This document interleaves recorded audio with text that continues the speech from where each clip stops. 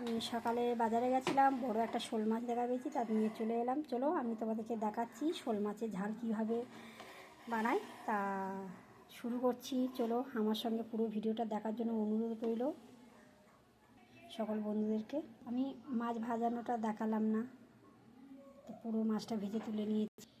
দেখো, এবার দিয়ে দিলাম ফোড়ন, জিরে, গরম মশলা গোটা সব দিয়ে দিলাম। এবার একে একে দেবো পেঁয়াজ কুচি। আমরা পেঁয়াজটা ভাজা অবধি অপেক্ষা করব, যাতে পেঁয়াজটা একটু সুন্দর ভাজা হয়ে যায়।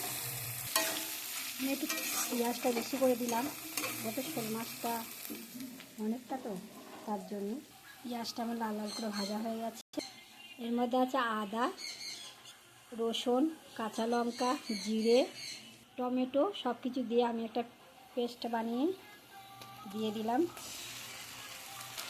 দেখুন, সব কিছু আমি পেস্ট করে এর মধ্যে দিয়ে দিলাম। মশলাটা একটু মানে আদা রসুন দেওয়া, তো একটু ভালো করে আমি কষিয়ে নিলাম। একে একে আমি মশলা দিয়ে দিলাম। হলুদের গুঁড়ো, যেটি আমি কাঁচা লঙ্কা পেস্ট করে দিয়েছি, তার জন্য আমি কাশ্মীরি লঙ্কার গুঁড়ো দিলাম। ভালো করে এটাকে আমি কষিয়ে নেব, পুরো একদম তেল ছেড়ে যাবে, তাহলে জানবে যে মশলাটা খুব সুন্দর হয়ে গেছে। দেখুন কত সুন্দর মশলাটা, কত সুন্দর মশলাটা তেল ছেড়ে দিয়েছে।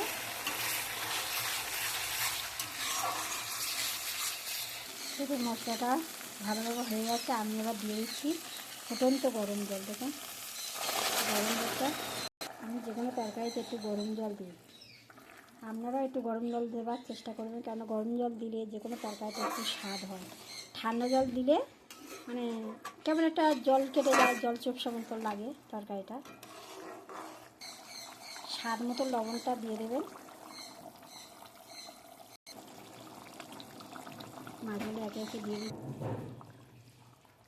দেখুন আমি মাছগুলোই দিয়ে দিলাম। পুরো দেখতে কেমন কি সুন্দর লাগছে না, পুরো মাংসর মতো লাগছে। দেখুন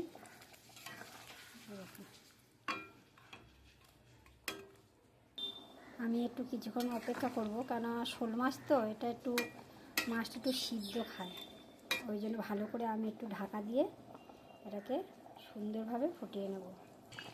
আমার রান্না কমপ্লিট হয়ে গেছে। এবার দিয়ে দিলাম শাহি গরম মশলা। তরকারিতে ঝাল দেওয়ার সময় একটু ভেবে চিনতে দেবেন, কেন শাহি গরম মশলাতে প্রচুর একটু থাকে, ঝাল থাকে। আমি অত সুন্দরভাবে কথা বলে মানে রান্না করতে পারছি না, কেন আমি অত পারি না ভালো, তাও চেষ্টা করলাম রান্না করার সময় একটু বলে বলে। প্লিজ কোনো যদি ভুল হয়ে যায় প্রিয় বন্ধুরা তোমরা ক্ষমা করে দিও। এটা আমার দেখার জন্য অনুরোধ রইল। দেখুন মাংসের মতন হয়েছে কি না।